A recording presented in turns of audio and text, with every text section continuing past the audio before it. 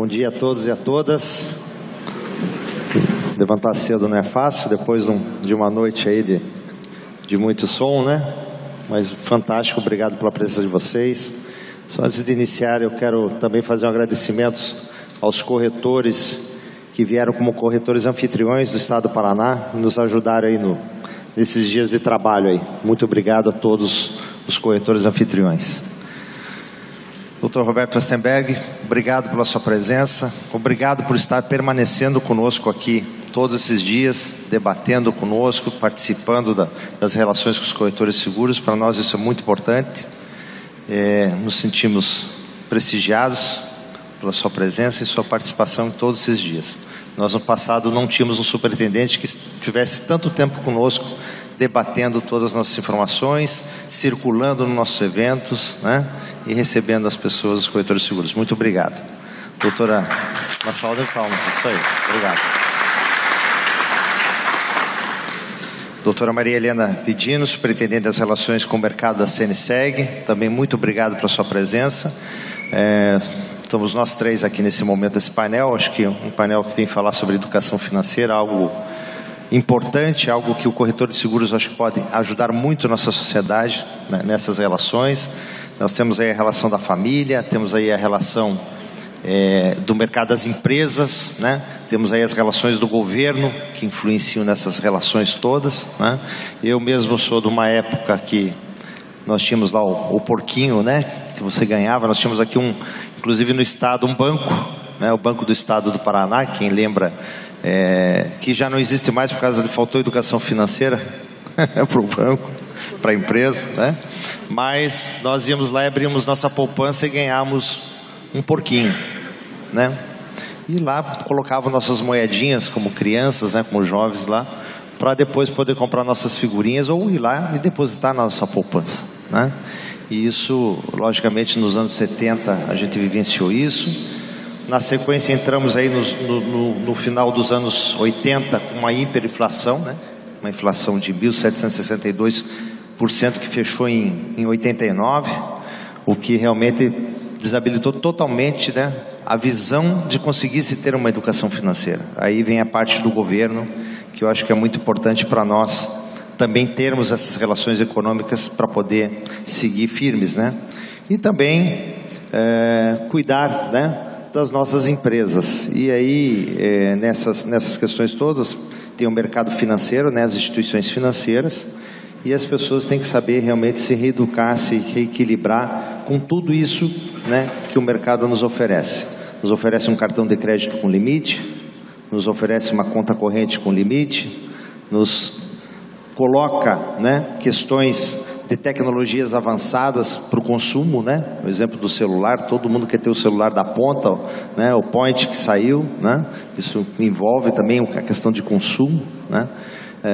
Mas as relações maiores aqui, eu acho que do debate, é a gente tentar identificar como o corretor de seguros pode ser esse homem que pode ajudar esse mercado, essa relação social, né? Como se trabalhar nessa relação social para ajudar o país. O seguro é algo que vem lastrear, vem garantir aquilo que a pessoa conseguiu buscar, né? Aquilo que ele conseguiu adquirir, tanto nas relações dos seus patrimônios, né? Como na relação, como assim, diretamente na relação daquilo da sua vida, ou seja, o momento que eu estou, o momento que eu preciso ter um seguro de vida para garantir minha família, né? O momento que eu estou para poder garantir minha aposentadoria, o final da minha vida, né? Então esse é um ponto importante. E tem uma frase que eu gostei muito que o Dr. Antônio Penteado Mendonça usou no seu artigo, né? Que educação financeira é saber dar conta da sua vida. Eu acho que foi uma frase bastante interessante, que eu acho que é nesse ponto que a gente pode abordar, né? Ajudar essas garantias, ajudar esses consumidores, ajudar essa sociedade a realmente se blindar e ter essa vantagem. Então, nós vamos seguir na nossa sequência ao nosso expositor, Dr. Roberto, fique à disposição para fazer sua apresentação. Muito obrigado novamente.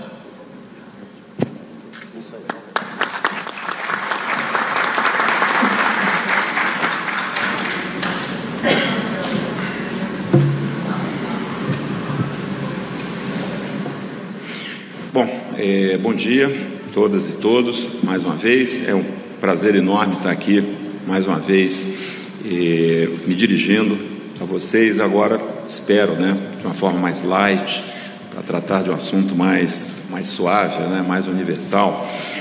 Eu sou, além de ter sido consultor a minha vida toda e agora desempenhando cargo público, eu fui professor.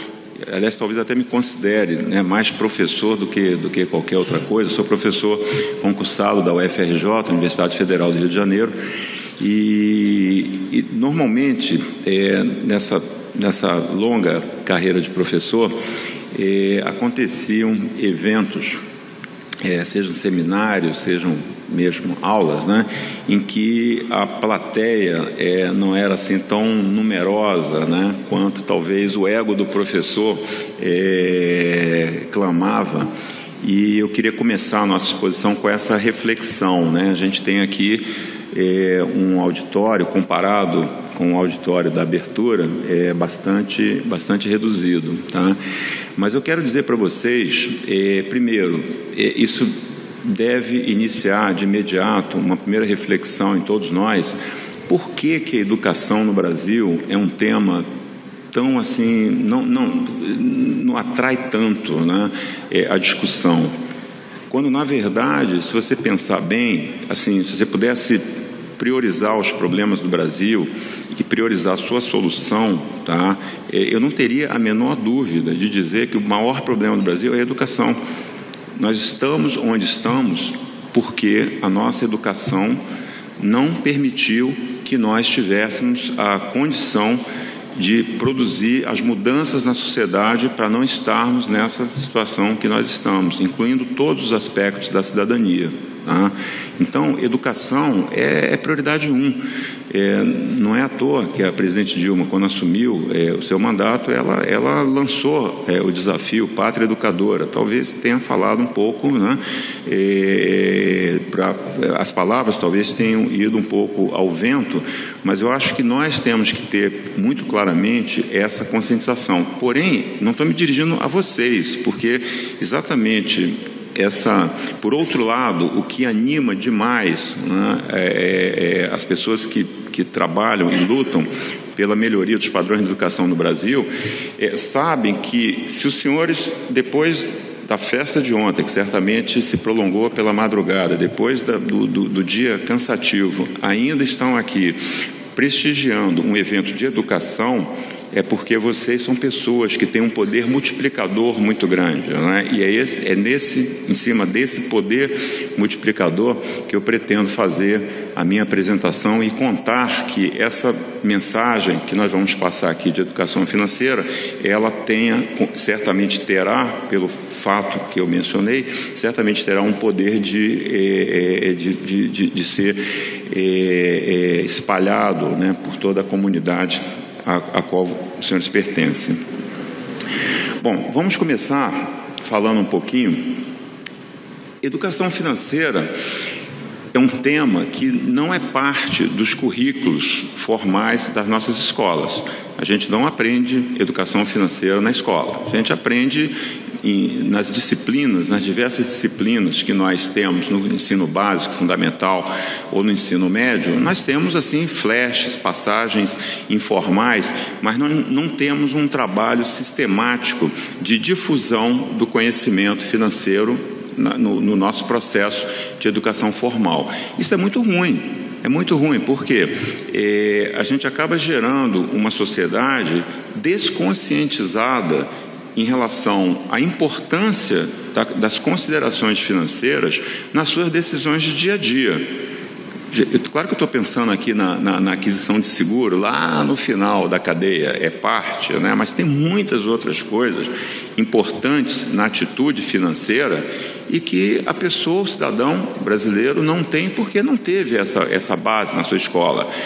Quantas vezes, né, um cidadão se depara com uma situação em que ele está numa loja, né, e ele encontra aquele vendedor que apresenta a ele a opção: olha, o senhor pode comprar em, sei lá, 24 vezes sem juros, né? Sem juros, né?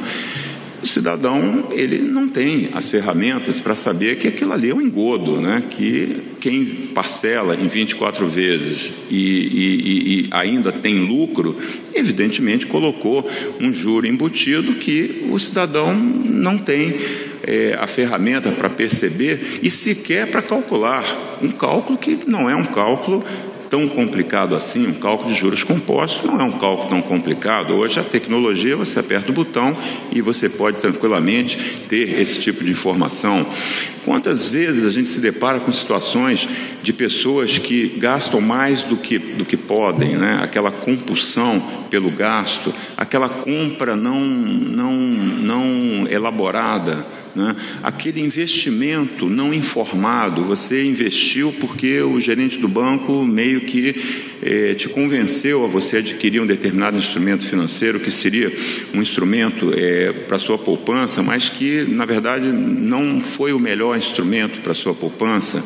A questão previdenciária, quantas vezes eu canso, às vezes até de forma até ficando até um pouco chocado de interagir com pessoas de alta formação, médicos, advogados, né? Profissionais liberais, e eu não resisto a perguntar: escuta, como é que você está pensando na sua aposentadoria? E quantas vezes eu escuto: que aposentadoria? Não estou pensando nisso. O que eu posso fazer sobre isso? Quer dizer, falta, né, ao cidadão brasileiro as ferramentas para que ele possa analisar os riscos financeiros envolvidos nas decisões financeiras. Elas sempre embutem risco, né?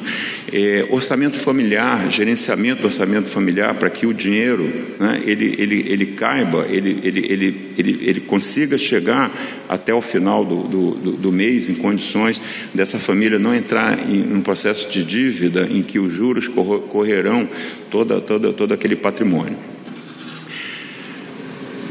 Preocupado com essa realidade, foi criado em 2010 a ENEF, que é a Estratégia Nacional de Educação Financeira. O que é a Estratégia Nacional de Educação Financeira? É uma iniciativa de Estado, tá? Não é uma iniciativa de governo, é uma iniciativa de Estado, em que, através dessa estratégia de educação financeira, pretende-se criar as bases para que a educação financeira, para resolver os problemas todos que eu mencionei anteriormente, para que a educação financeira ela seja parte da formação do cidadão brasileiro, para que então ele possa interagir com o mercado financeiro de uma maneira informada, não só informada, de uma maneira formada. Quer dizer, pretende-se uma formação financeira para que essa pessoa tenha informação suficiente, não precise, digamos assim, se fiar totalmente, né, naquele vendedor da loja que está oferecendo lá a televisão com, sei lá, 50 vezes sem juros. Ela possa ter essa autonomia.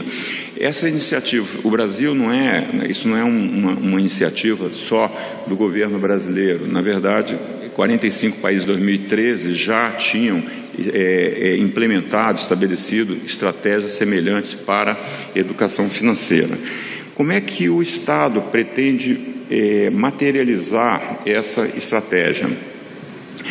Criou-se, no bojo dessa estratégia de educação financeira, um órgão que, na realidade, é um comitê, que é o CONEF, Comitê Nacional de Educação Financeira, e que eu tive a extrema honra de presidir agora no ano passado.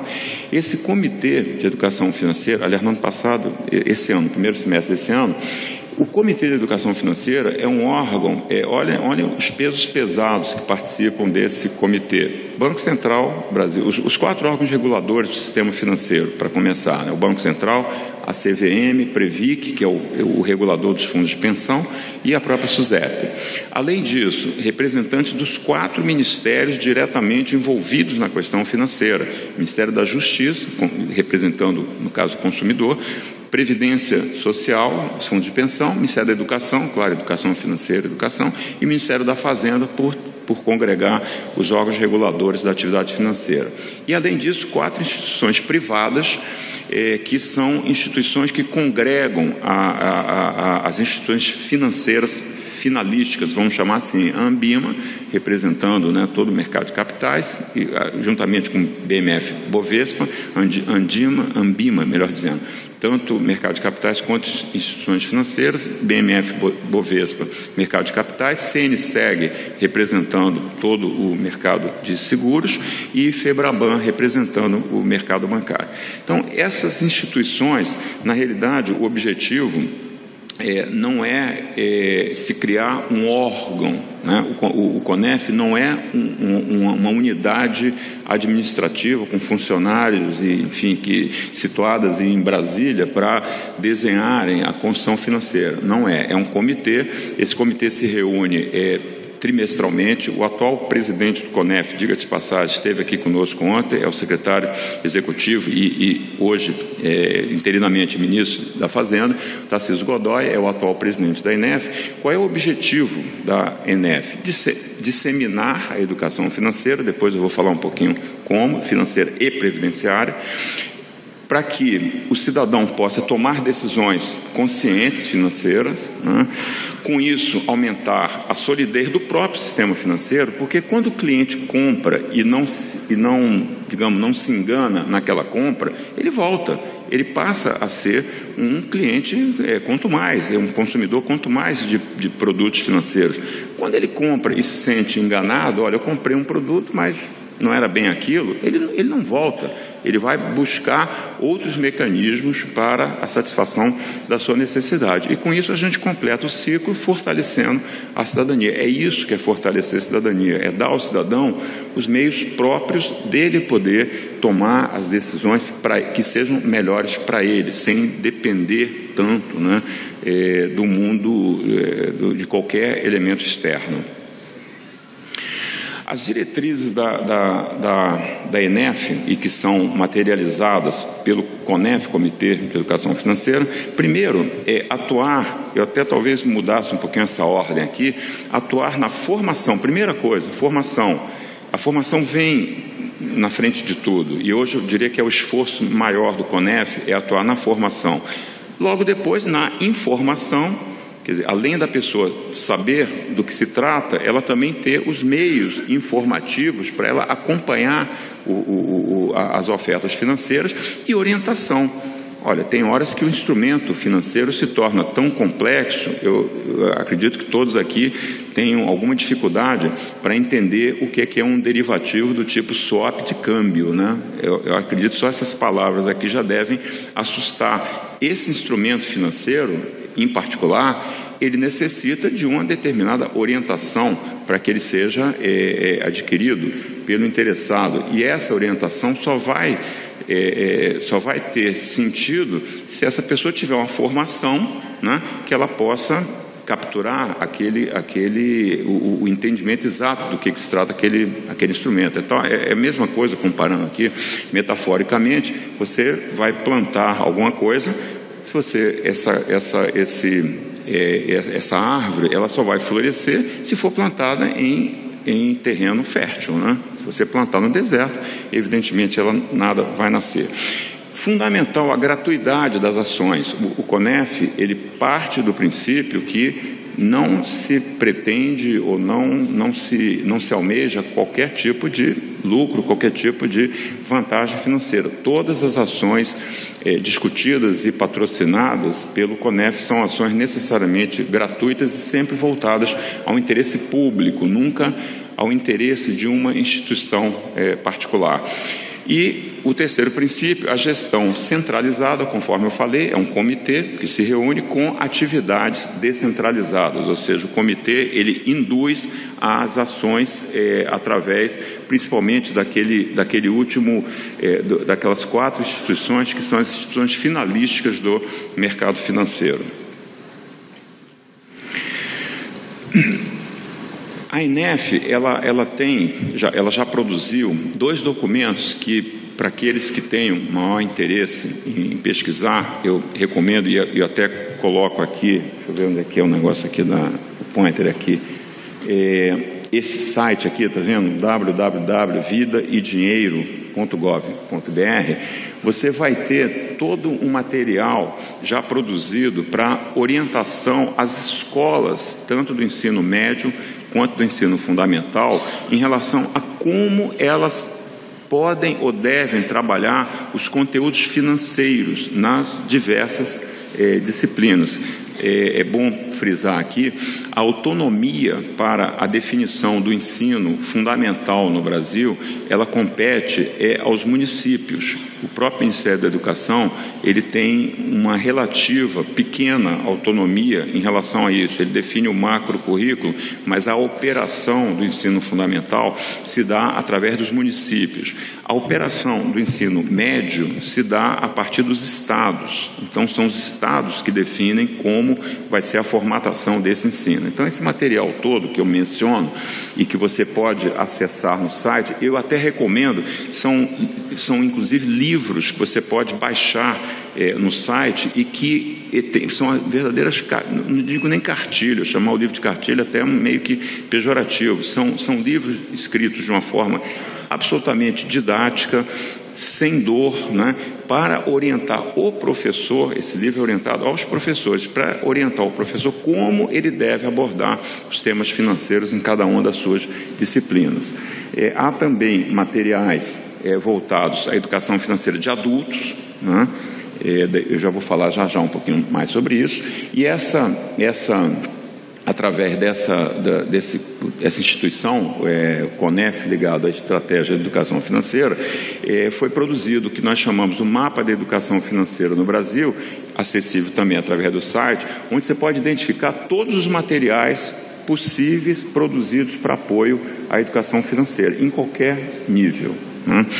Essas iniciativas de educação financeira, elas são avaliadas pela ENEF, e todas as vezes que essas iniciativas atendem aqueles 3 princípios básicos que eu coloquei anteriormente, elas ganham um selo, como se fosse um validador de que aquela ação está completamente aderente aos princípios da estratégia da educação financeira. E uma vez por ano é organizada uma semana de educação financeira, que é um evento que mobiliza todo o nosso território nacional, e eu tive até a oportunidade de participar, de estar presidindo o CONEF na última semana de educação financeira, e tivemos um evento, eu diria assim, espetacular, talvez inspirado pelo próprio clamor da presidente Dilma em relação à pátria educadora, com a presença do ministro Levi, o ministro da Previdência, o ministro da Educação, ou seja, todos os ministros ligados à questão da educação financeira foram a Brasília, no auditório do SENAC, e dar esse pontapé inicial, que é a Semana da Educação Financeira, que é como se fosse um indutor das ações que vão ser empreendidas em todo o ano.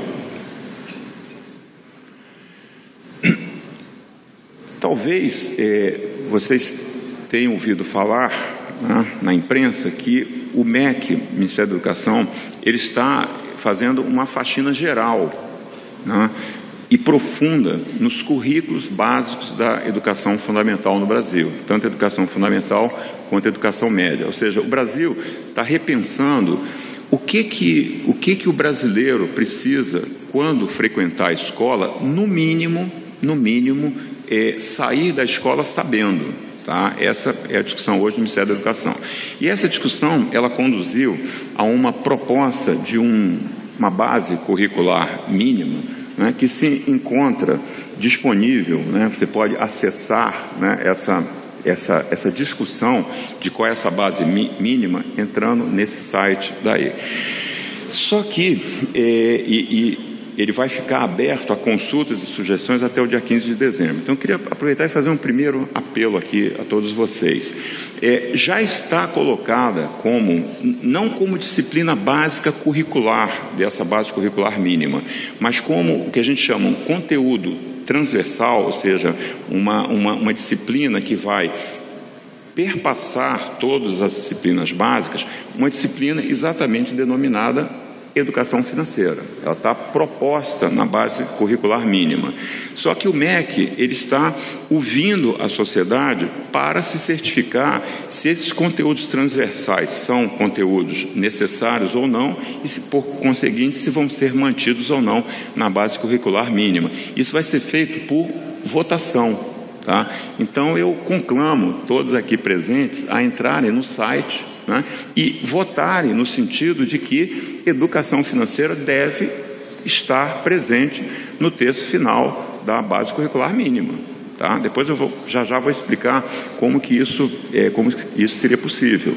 E não só vocês votarem, tá? Usando aquele poder multiplicador que eu me referi no início da palestra, que certamente tem pela própria presença de vocês aqui, já já significa que vocês têm o potencial desse poder multiplicador. Passe essa mensagem para todos os seus colegas corretores das suas regiões, das suas áreas de atuação, não só corretores, pessoas ligadas ou não ao setor financeiro. Quanto mais adesões, depois, lá por intermédio da SUSEP, nós vamos mobilizar as entidades de classe, a CNSEG, nós vamos mobilizar a FENACOR, vamos mobilizar todos os órgãos representativos de classe, para que a gente faça vamos chamar assim, um lobby do bem, né, em cima da manutenção da educação financeira, e que é fundamental para a gente. Se o nosso público tiver uma educação financeira, vocês, corretores, vão vender mais facilmente.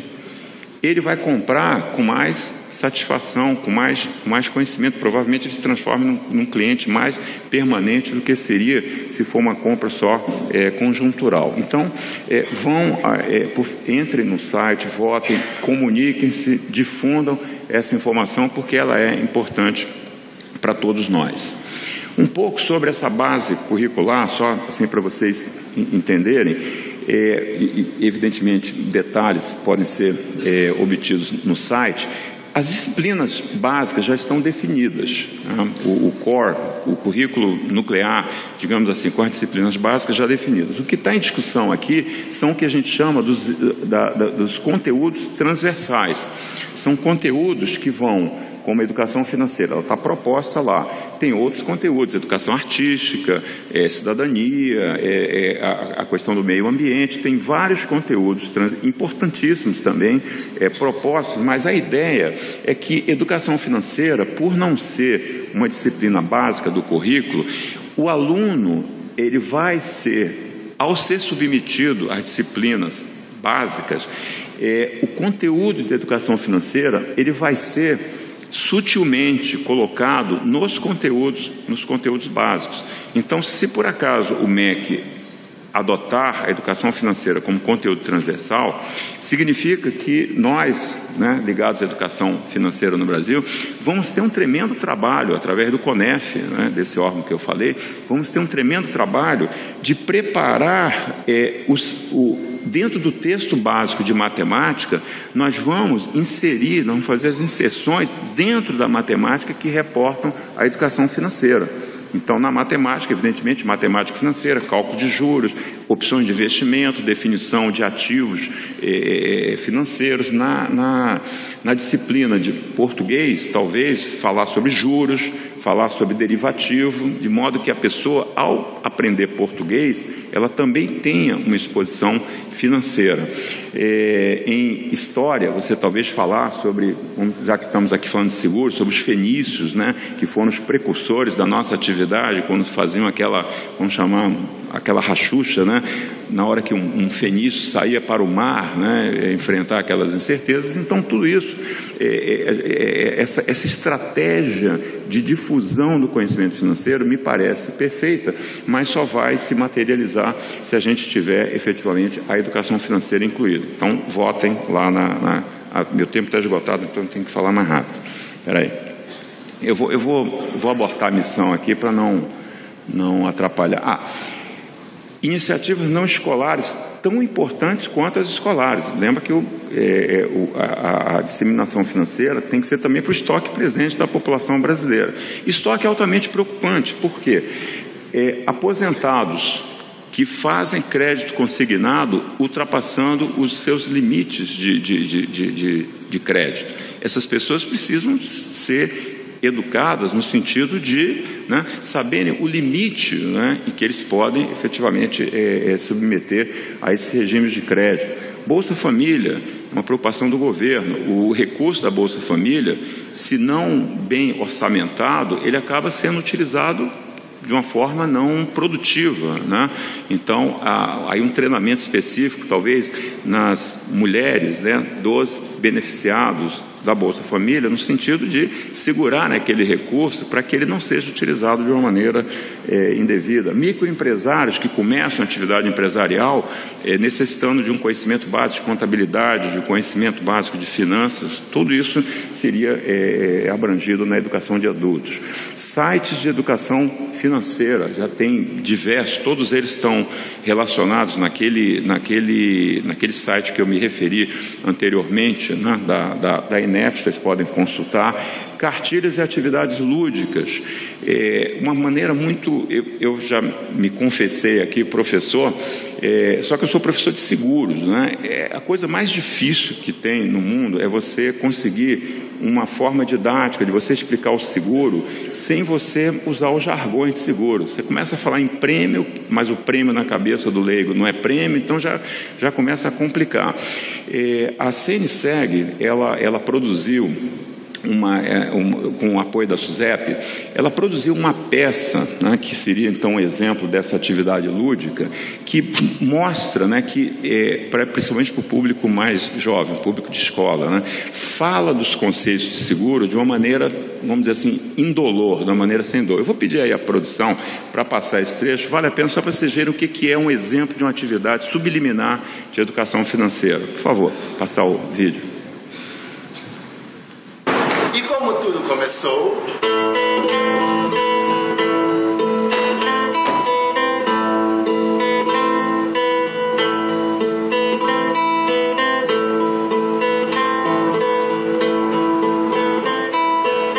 A história do seguro vem antes de Cristo, quando as caravanas montadas em seus camelos atravessavam os desertos do Oriente para comercializar especiarias. Especiarias! Mas... como muitos camelos morriam no caminho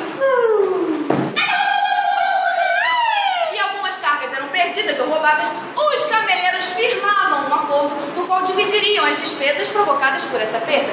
Era a fórmula do Um por todos e todos por um, que no mercado de seguros é conhecido como o princípio do mutualismo. O seguro tem uma história muito antiga que acompanha a evolução do homem.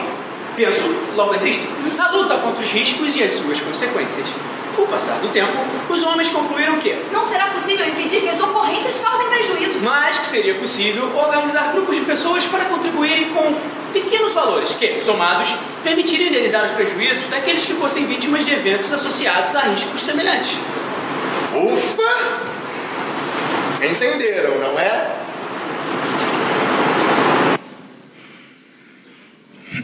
Essa peça, ela está circulando todo o Brasil, várias escolas, e o retorno que a gente tem das crianças, que são submetidas a essa educação meio que sem dor, é extraordinário. Essa companhia teatral, ela até pediu para passar essa informação, ela está disponível para fazer a apresentação da peça em qualquer local do território nacional. Então, se você, corretor, tem alguma inserção em alguma instituição em que caiba esse tipo de processo, depois é só passar uma mensagem lá para a SUSEP que a gente coloca você em contato.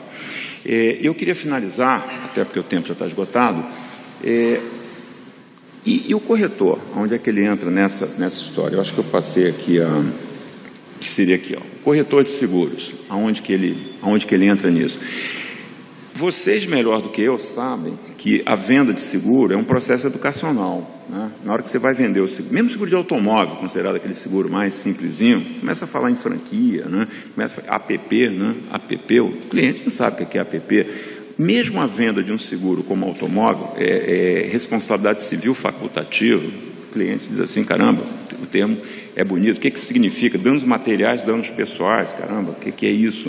Então, mesmo a venda de automóveis, ela requer um processo educacional. Então, é nessa hora que o corretor pode ajudar na estratégia de educação financeira brasileira. É fazendo uma venda mais consultiva, como a gente chama. É a venda consultiva, é a venda em que você não só, digamos assim, vendeu o produto, né? Você vendeu um conceito, você vendeu uma garantia de uma necessidade, de uma satisfação, de uma necessidade financeira, mas com pleno conhecimento do cliente daquilo que ele comprou, para o bem e para o mal, tá? Pode ser que você não venda tanto para aquele cliente, porque a necessidade dele talvez não esteja proporcional ao que você tem ali para oferecer para ele naquele momento.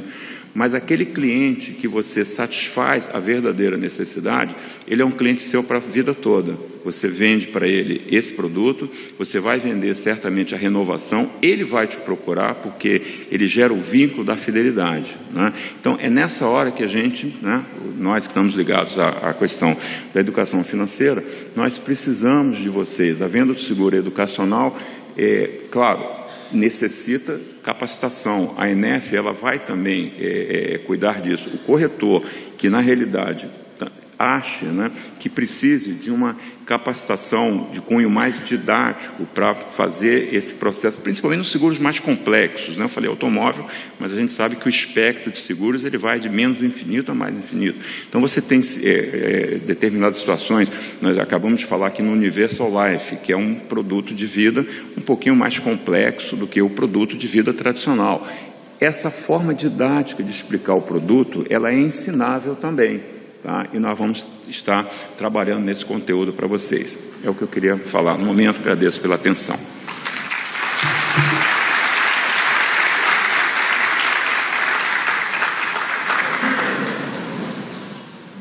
Professora, né?